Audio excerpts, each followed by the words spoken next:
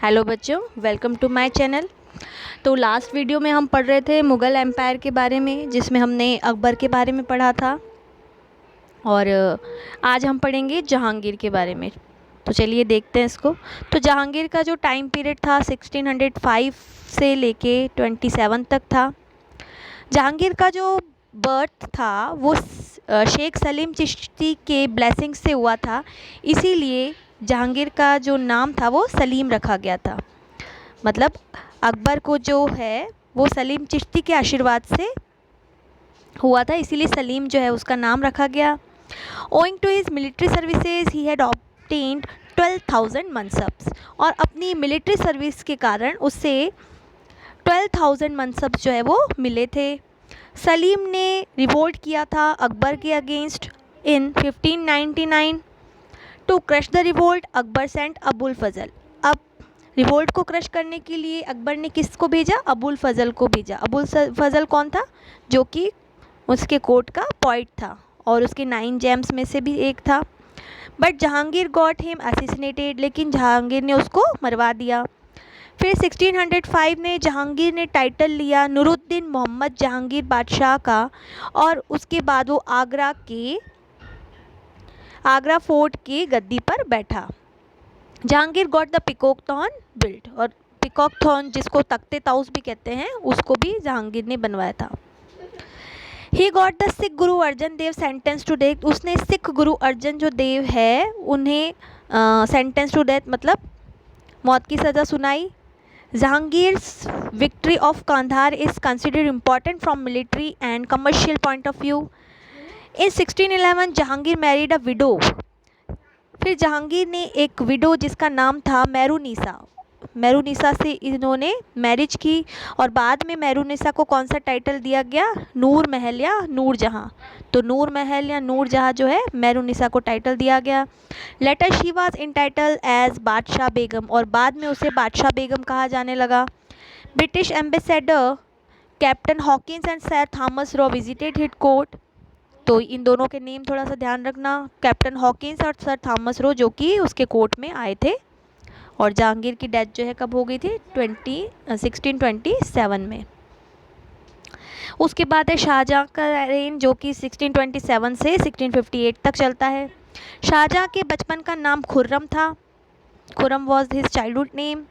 In 1612 he married Asaf Khan's daughter Arjumand Banu Begum Mumtaz Mahal. तो मुमताज़ महल भी कहते थे उसको। He was coronated in at Agra, तो उसका भी राज्याभिषेक जो है वो आगरा में ही किया गया था। उसके रेन में, उसके टाइम में खानजहाँ लोधी और जुझार सिंह जो थे उसके अगेंस्ट रिवोल्ट कर रहे थे। शाहजहाँ ने डिफ़ीट किया पुर्तगीज़ को हुगली में। शाहजहाँ ने पुर्तगीज़ जो थे उनको भी डिफ़ीट किया हुगली में। कब किया? 1632 में।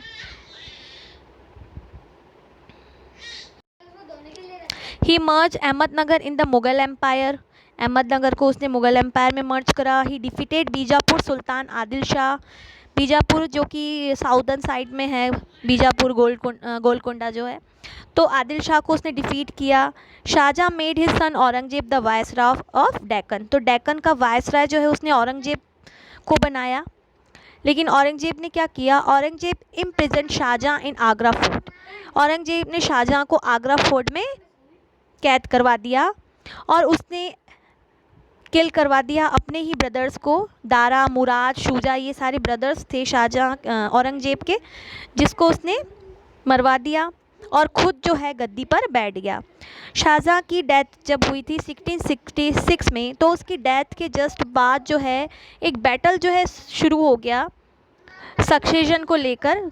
This battle is called the battle of Dharmat. तो धर्मत का जो बैटल है वो किसके बीच में हुआ था? दारा शिकोह और औरंगजेब के बीच में हुआ था। किसको लेकर? थ्रोन को लेकर, गद्दी को लेकर हुआ था, जिसमें औरंगजेब जो है वो दारा शिकोह को डिफीट कर देता है, मरवा देता है, और मुग़ल एम्पायर पे अपना राज करता है।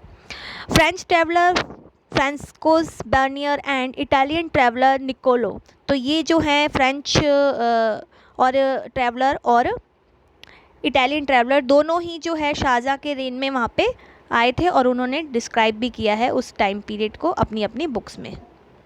तो ये भी थोड़ा सा ध्यान रखना ट्रैवलर्स के बारे में।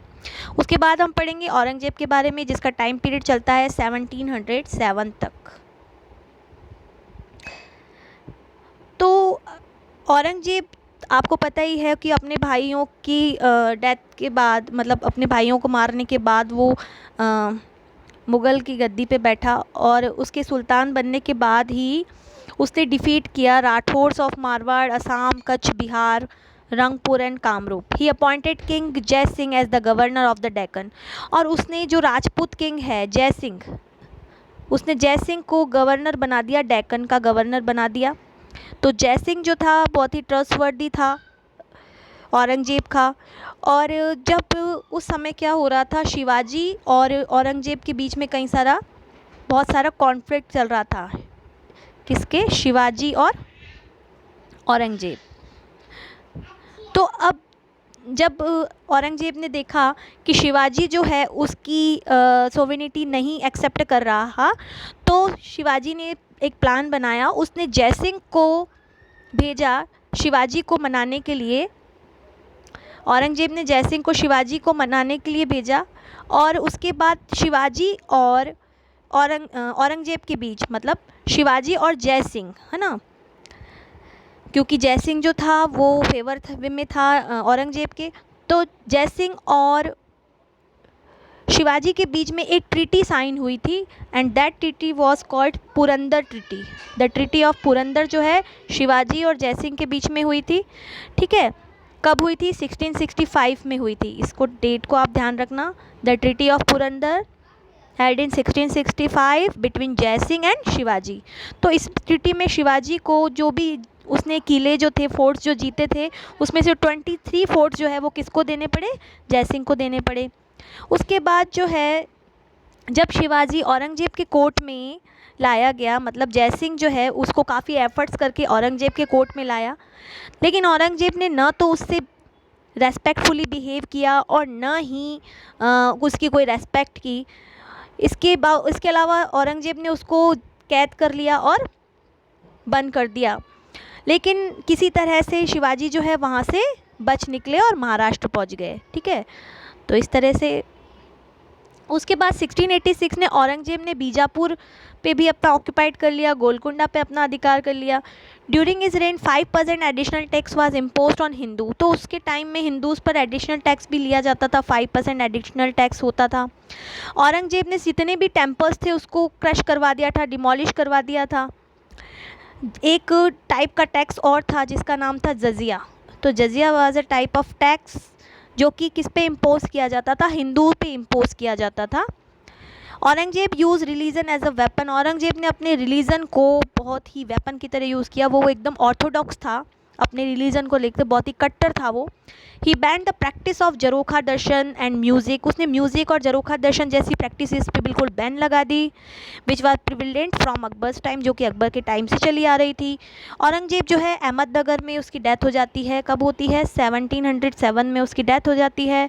और उसके टाइम में जाट्स के, है ना, और सतनामीज़ के, और जो सिख हैं, वो सारे के सारे औरंगजेब की पॉलिसीज़ से परेशान होकर उन सब ने रिवोल्ट कर दिए थे। तो जाट जो रिवोल्ट कर रहे थे किसकी लीडरशिप में? गोकुल की लीडरशिप में 1668 में। सतनामीज़ रिवोल्ट कर रहे थे 1672 में। इसके अलावा गुरु तेग बहादुर जो है उन्होंने भी अपनी आवाज़ उठाई औरंगजेब की एट्रोसिटीज़ के लिए, मतलब औरंगजेब की जो पॉलिसीज़ हैं, मेल पॉलिसीज़, उनके खिलाफ। और इसलिए जो है he was killed for this reason. तो इसलिए गुरु तेग बहादुर को भी औरंगजेब ने मरवा दिया था। तो इस तरह से आपने देखा कि औरंगजेब की डेथ के बाद मुग़ल डायनेस्टी जो है बहुत ही वीक हो जाती है, क्योंकि उसके बाद जो है सक्सेसर जो है वो इनएफिशिएंट और वीक होते हैं। Mughal empire started decline gradually. Mughal empire decline होना स्टार्ट हो जाता है। In 1707 Bahadur Shah ascended the Mughal throne. 1707 में बहादुर शाह जो है वो मुग़ल की गद्दी पर बैठता है। और उसके बाद जो है 1711 में जब ब्रिटिश जो है वो इंडिया पर आ चुके थे, जो अपनी जो फर्स्ट कंपनी है सूरत में एस्टेब्लिश करते हैं, है ना, तो बहादुर शाह के कोर्ट में अपने डेप्यूटीज़ को भेजते हैं। मतलब मुगल्स को काफ़ी सारी प्रायोरिटीज़ दी जाती है ब्रिटिशर्स के थ्रू। The influence of a Christian lady name Juliana Dias da Costa is evident. और जिसका इन्फ्लुएंस जो है वो एविडेंट में देखा जा सकता था कि जो क्रिश्चियन लेडी थी जिसका नाम था जुलियाना डाइस द कॉस्टोस के through she attended titles such as, और उसने कौन कौन से टाइटल अटेंड किए, खतूम बीवी, फिदबी, डुआगो जुलियाना, ये सारे टाइटल्स जो है उससे पहचाना जाता था उसको। और उसने लार्जली प्रोटेक्ट किया पुर्तगीज़ के इंटरेस्ट को इंडिया में, मतलब पुर्तगीज़ का इंटरेस्ट क्रिएट करने में उसका बहुत बड़ा हाथ था। उसके बाद हम देखते हैं administration of Mughal empire. Mughal administration system was a fusion of Indian and foreign administration, मतलब इंडियन और फॉरेन एडमिनिस्ट्रेशन का एक मिक्सचर था। The emperor was the supreme power, emperor के पास सबसे सुप्रीम पावर्स होते थे। Vakil Mutlaq was the second biggest officer, और एम्परर के बाद वकील मुस्तलिक जो कि वज़ीर होता था, जिसको आप कैसे जैसे आज के टाइम में जो हमारा पीएम होता है, तो उसी वही पोजीशन जो है वो वज़ीर की होती थी। I had name Sadr Mir Sama was the chief of finance department, तो सद्र मीर सामा किसका चीफ होता था, फाइनेंस डिपार्टमेंट का चीफ होता था। प्रोविंशियल एडमिनिस्ट्रेशन जो है वो डिवाइडेड था सूबास में, which were 15 in numbers during the reign of Akbar and increase to 21 during the reign of Aurangzeb. मतलब जो सूबास होते थे कितने थे, 15 थे। किसके टाइम में, अकबर के टाइम में तो 15 थे, और औरंगजेब के टाइम में ये बढ़कर कितने हो गए, 21 सूबास थे अकबर के टाइम पे। तो district administration was in the hands of फौजदार, डिस्ट्रिक्ट का जो भी एडमिनिस्ट्रेशन होता था वो फौजदार के हाथ में होता था। अमल गुजार जो है वेयर हाउस कीपर होता था, और बितकुची जो असिस्टेंट होता था। शिकदार, शिकदार की पोस्ट का ध्यान रखना, पूछ भी लिया जाता है। शिकदार जो है वो परगना का हेड होता था, shiqdar was the pargana of head of pargana. आमिल जो है मुंसिफ होता था। फुटदार ट्रेजरर होता था। और कानून गो, कानून भी इम्पोर्टेंट है टर्म, कानून गो जो है वो पटवारी का ऑफिसर होता था, मतलब जितनी भी लैंड से रिलेटेड सारी की सारी इंफॉर्मेशन वही रखता था Kanungo. Emperor used to be the chief commander army was organise as per mansabdari system.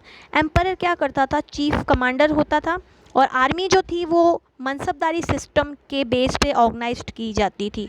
मनसबदारी system क्या था कि रैंक के थ्रू